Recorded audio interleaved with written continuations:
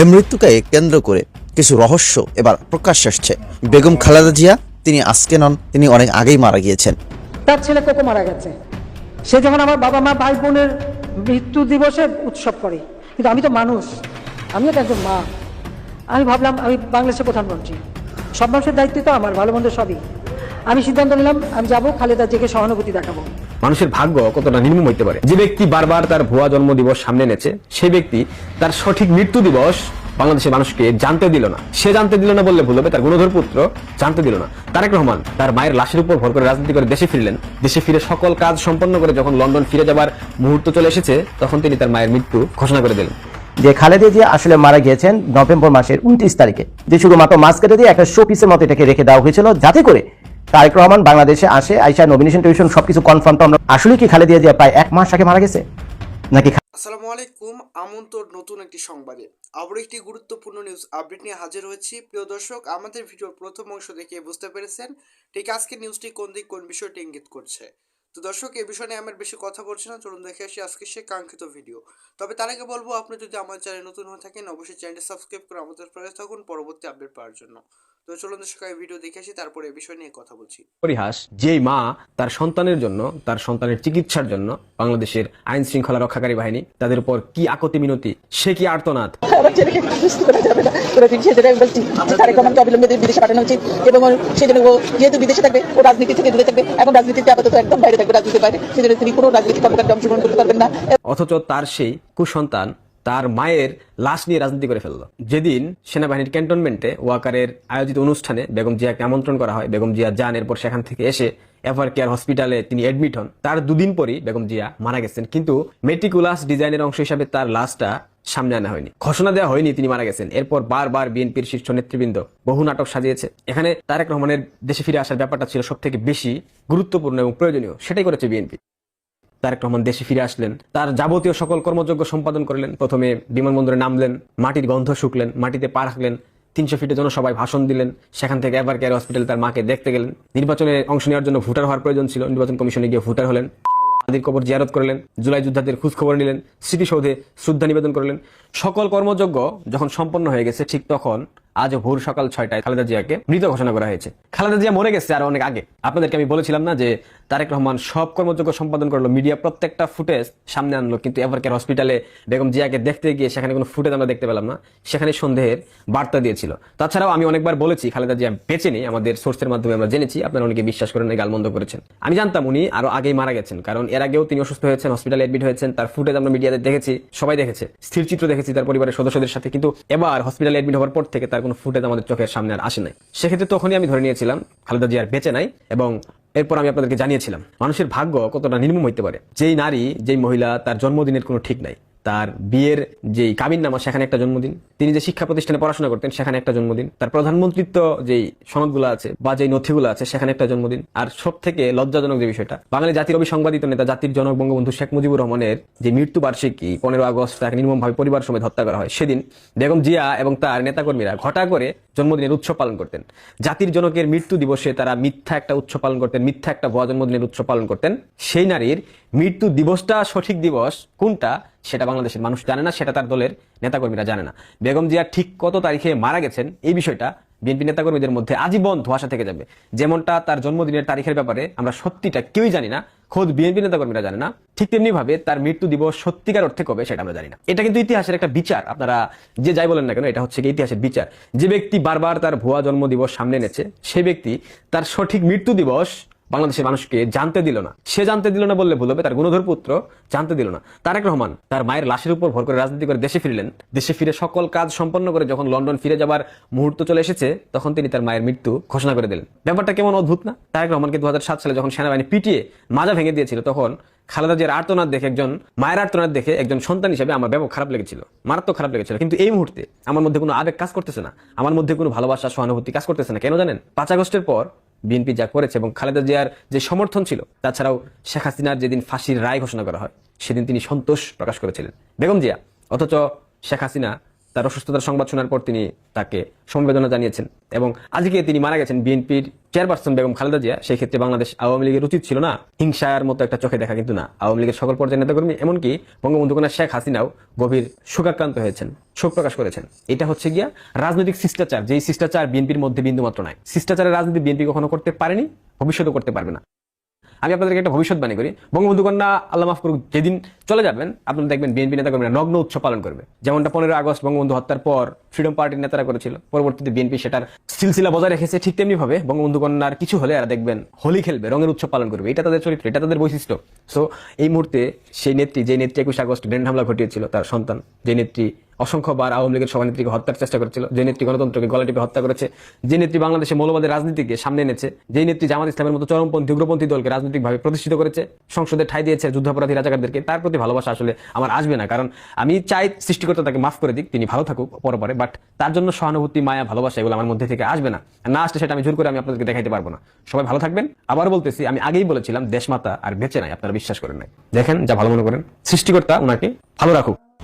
আওয়ামী লীগ থাকলে বিএনপির অস্তিত্ব থাকবে, আওয়ামী লীগ না থাকলে বিএনপির অস্তিত্ব থাকবে না, এটা বিএনপির বোঝা উচিত। এটা গণতান্ত্রিক ধারা আমরা নিয়ে আসতে চাচ্ছিলাম। 2009 সাল থেকে 2024 সাল পর্যন্ত বাংলাদেশে গণতান্ত্রিক ধারা অব্যাহত ছিল, কিন্তু ইউনূস ক্ষমতা এসেছে সম্পূর্ণ অগণতান্ত্রিক। কাজে আমি সাবধান করে দিচ্ছি, বিএনপি জামাত যথেষ্ট হয়ে গেছে, কিন্তু প্রত্যেকের চেহারা মনে রাখতে হবে, একজনকেও ছাড় দেওয়া হবে না। ডক্টর মোহাম্মদ ইউনূস ক্ষমতায় আসছে আরও টাকা বানাবে, কিন্তু এত মানুষের জীবন নেবে কেন? এভাবে মানুষের উপর হামলা করবে কেন? একের পর এক মানবাধিকার লঙ্ঘন করে যাচ্ছে, আর সমস্ত দোষ আমাদের উপরে দিচ্ছে। আমার আওয়ামী লীগের লোক মেরে সেখানে আন্তর্জাতিকভাবে সব জায়গায় সে প্রচার করে বেড়ায় যেগুলি সব আওয়ামী লীগ করে। তার তো টাকা আছে, সে বাংলাদেশের টাকা চুরি করছে, লক্ষ লক্ষ কোটি কোটি টাকা সে বানিয়েছে, এবং সেই টাকা খরচ করে বিভিন্ন আন্তর্জাতিক মিডিয়া থেকে শুরু করে সব জায়গায়, তারপর আবার সিনেমা তৈরি করে সেই শহীদুল্লাহ, সে আবার শর্ট ফিল্ম করে ইউনিভার্সিটিতে দেখায়, সমস্ত মিথ্যা বয়ান দিয়ে দিয়ে দেখাচ্ছে। অথচ সেই আবু সাইদ থেকে শুরু করে মুগ্ধ থেকে শুরু করে যতগুলি হত্যাকাণ্ড, সেই হত্যাকাণ্ডগুলি এটা আমরা করি নাই, এসব ইউনূসের সেই নিজের করার, এটা তার পরিকল্পিত, এবং কিন্তু দোষগুলি সব আমাদের। আর যারা এই ধরনের ঘটনাগুলি ঘটাচ্ছে তাদেরকে দিয়েছে দায় মুক্তি, অর্থাৎ এদের মধ্যে কোনো বিচার নাই, কোনো নালিশ নেই, কেউ কিছু করতে পারবে না। এটাই হচ্ছে তার নিয়ম। বাংলাদেশটা এখন এমন একটা অবস্থায় গেছে যে এটা একটা মানে জল্লাদখানা হয়ে গেছে। যখনই যেখানে সব, এমন কোনো পরিবার নাই যে যাদের উপর হামলা, লুটপাট আর নির্যাতন না হচ্ছে। দেশে বিদেশে অগাধ সম্পদের মালিক বানিয়ে বসে আছে, আর একের পর এক আওয়ামী লীগকে শেষ করে দেবে। বিএনপি কি ভেবেছে সেটা আমি জানি না, তারা মনে হয় সাপের 5 পা দেখে ফেলেছে নাকি। ওরা যে লাফাচ্ছে আর এরকম একটার পর একটা ঘটনা ঘটাচ্ছে, সাথে জামাত তো আছেই, তাদের তো খুন খারাপই। তো এরপরে তাদের ভবিষ্যৎ কি, সেটাই আমার প্রশ্ন। আওয়ামী লীগ নিষিদ্ধ, আওয়ামী লীগের কাজ করতে দেবে না, ছাত্রলীগ নিষিদ্ধ, অপরাধটা কি? আমাদের দেশ স্বাধীন করেছি, দেশে উন্নয়ন করে দিয়েছি, বাংলাদেশকে উন্নয়নশীল দেশের মর্যাদা করেছি, দারিদ্রের হার কমিয়েছি, এটাই কি অপরাধ হয়ে গেল? দারিদ্রের হার কমিয়ে ফেলা থেকে ইউনূসের ক্ষুদ্র ঋণের ব্যবসা সীমিত হয়ে যাবে? সেজন্য আবার দারিদ্রের হার বাড়ালো, মানুষের মাথাপিছু আয় কমে যাচ্ছে, সমস্ত জিনিসপত্রের দাম বেড়ে গেছে, চাল ডাল তেল এবং তরি তরকারি মাছ মাংস সব কিছুর দাম বেড়েছে, আর দাম কমে গেছে শুধু সাধারণ মানুষের। লাশ ফেলবে, কারণ লাশ ফেলে সরকারে আসা। 2024 সালের 15 জুলাই থেকে লাশ ফেলতে শুরু করেছে ইউনূস, তার মেটিকুলাস ডিজাইনের অংশ। এবং সত্য কথা তো বেরিয়ে যায়, তো রাখতে পারে না। ইউনূসের এক সমন্বয়ক, এনসিপি পার্টির নেতা, আমার বিরুদ্ধে সাক্ষী দিতে যেয়ে বলে দিয়েছে 4 আগস্টে নাকি ইউনূসকে সরকার গঠন করতে বলে দিয়েছিল। জনগণের ভোটে নির্বাচিত সরকার প্রধান আমি, সেই ক্ষমতায় থাকতে আরেকজনকে এইভাবে সরকার গঠন করতে অনুরোধ করা কি কারণে? সংবিধান লঙ্ঘন করা, স্বাধীনতা সার্বভৌমত্ব লঙ্ঘন করা। আর ইউনূস এবং তার উপদেষ্টা সবারই তো আবার বিদেশি নাগরিকত্ব আছে। যে কটা উপদেষ্টা নিয়ে এসেছে তার বোধহয় 60% তো বিদেশি নাগরিক। আর ইউনূস নিজেরও তো বাংলাদেশে একটা পাসপোর্ট তার আছে, কিন্তু সে কোথাকার নাগরিক সেটা তো আমরা জানি, এখন জানি না তা তো না। যত টাকা সব বিদেশেই তার বিনিয়োগ, বাংলাদেশে না। বাংলাদেশে মানুষের জন্য কখনো কিছু করবে না, আর সেই লোকটা শ্রমিকের অর্থ আত্মসাৎকারী, দণ্ডিত একটা মানুষ, সাজাপ্রাপ্ত শ্রমিক আদালতে তার বিরুদ্ধে 6টা মামলা ছিল দুদকের, সব বাতিল। ট্যাক্স ফাঁকি দেওয়ার মামলা 6ই আগস্ট যেটা রায় হওয়ার কথা, সব মামলা প্রত্যাহার করে নিয়েছে। কোনো নিয়ম নাই, আইন নাই, আদালত নাই, কিচ্ছু নাই, সব জায়গায় দলীয়করণ।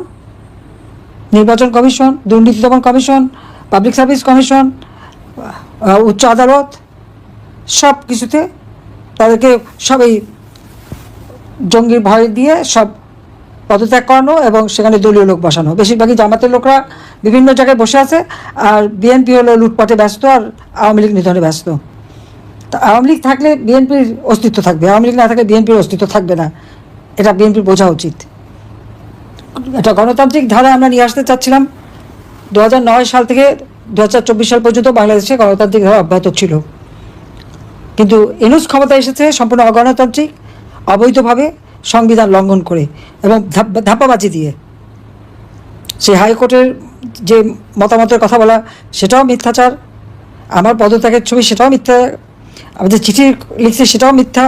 সব ভুয়া, সমস্ত ভুয়া ঘটনা তথ্য দিয়ে ক্ষমতা দখল করে এখন আওয়ামী লীগ নেতাকর্মী হত্যায় যজ্ঞে নেমে গেছে।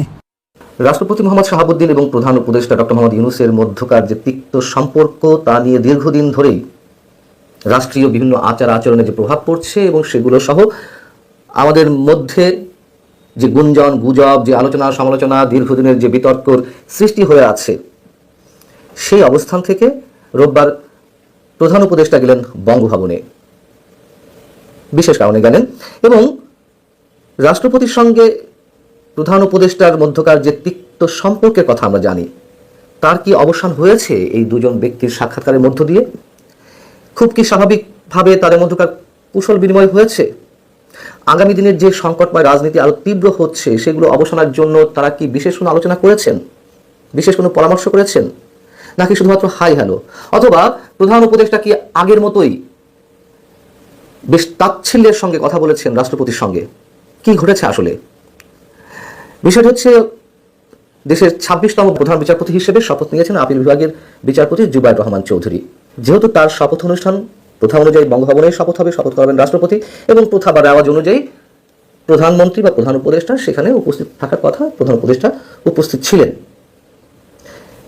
এই যে তাদের মধ্যকার যে দেখা, তাদের মধ্যে এর আগে সর্বশেষ দেখা হয়েছিল গত 5 মার্চ, যখন শিক্ষা উপদেষ্টা হিসেবে সিআর আবরার শপথ নিলেন।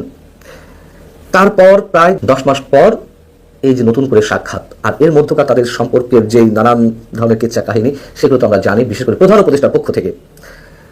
এখন দুজনে যেহেতু দেখা হয়েছে, স্বাভাবিকভাবে হাই হ্যালো হবে, সালাম বিনিময় হবে, কুশল বিনিময় হবে, কিন্তু দু একটি গণমাধ্যম আমি দেখলাম যে তারা দাবি করছে তাদের মধ্যকার যে তিক্ত সম্পর্ক বা শীতল সম্পর্ক, সেই বরফ গলেছে। কিসের ভিত্তিতে এই গণমাধ্যমগুলো এমন কথা জানালো? রাষ্ট্রপতি একান্ত সহকারী সচিব একটি টেলিভিশনকে টেলিফোনে দেওয়া সাক্ষাৎকারে বলেছেন যে তাদের মধ্যে সৌহার্দ্যপূর্ণ আলোচনা হয়েছে। কিন্তু প্রশ্ন হচ্ছে, সেই সৌহার্দ্যপূর্ণ আলোচনার ছবি, আলাদা সংগোপনে কথা বলার ছবি মানে কোথাও প্রকাশ পেয়েছে? অথবা ভিডিও ফুটেজ? কি আলোচনা হয়েছে তা নাই বা শুনলাম আমরা, বা নাই বা জানতে পারলাম। কিন্তু তারা যে এক জায়গায় বসে বা এক জায়গায় দাঁড়িয়ে অন্তত 2 মিনিট 3 মিনিট বা একান্তে কথা বলছেন, এমন কোনো ফুটেজ বা ছবি আপনারা দেখেছেন কিনা আমি জানি না, আমার চোখে পড়েনি। এবং অনেক ঘেটে ঘুটে আমি এই সংক্রান্ত ফুটেজ বের করার চেষ্টা করলাম, অনলাইনে বা ইউটিউবে আমি পাইনি। অনেক দর্শক, এই ছিল এখনকার মতো নিউজ আপডেট। পরবর্তী নিউজ আপডেট পেতে অবশ্যই চোখ রাখতে হবে আমাদের ইউটিউব চ্যানেল। যারা আমাদের চ্যানেল নতুন, অবশ্যই সাবস্ক্রাইব করে আমাদের পাশে থাকুন। আমরা কিন্তু প্রতিনিয়ত সব ধরনের খবর আপলোড করে থাকি, এমনকি আমাদের চ্যানেলে গিয়েও ভিজিট করে আসতে পারেন। তো ধন্যবাদ, দেখা হচ্ছে নতুন কোনো ভিডিওতে। সে পর্যন্ত সবাই ভালো থাকবেন, সুস্থ থাকবেন। আল্লাহ হাফেজ।